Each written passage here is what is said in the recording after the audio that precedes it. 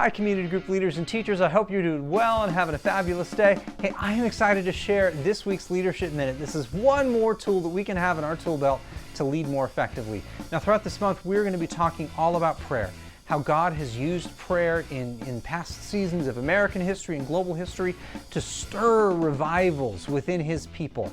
Every time there was a revival that was about to break out, typically people would go to their knees and pray. They would ask for God to do what only He could do. They would get their hearts right with God. And in the process of doing that, God would stir something fresh and new. It would be so attractive that people that were far from Him couldn't help but surrender to Him. There even is a story, as a matter of fact, of a group of people that started praying.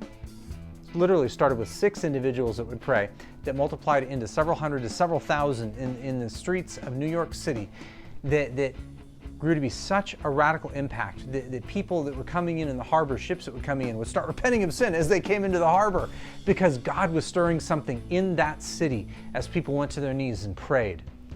I believe God wants to use our prayers to stir and shape revivals in our community.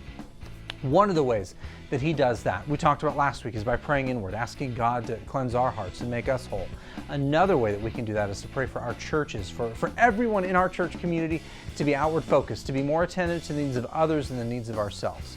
And so I want to encourage you this week, to encourage your group and you yourself, start praying for our church, for everyone in our church, to have a hunger to see God move in the lives of people around them.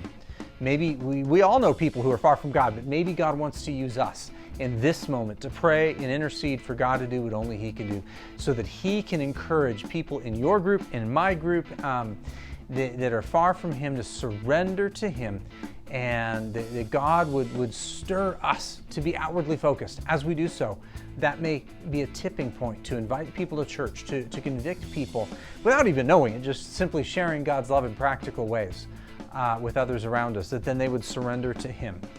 So this week, pray for our church to be outward focused. Pray for everyone in our church community to think about people outside of the walls of this church in ways that we might be able to reach them, and just pray for God to soften their hearts, that they might come to know Him. Well, guys, thank you so much for joining me for this week's Leadership Minute. I am excited to see what's going to happen as we go to our knees and pray and ask God to do what only He can do. Hey, hope you have a great week, friends. Stay warm. Blessings.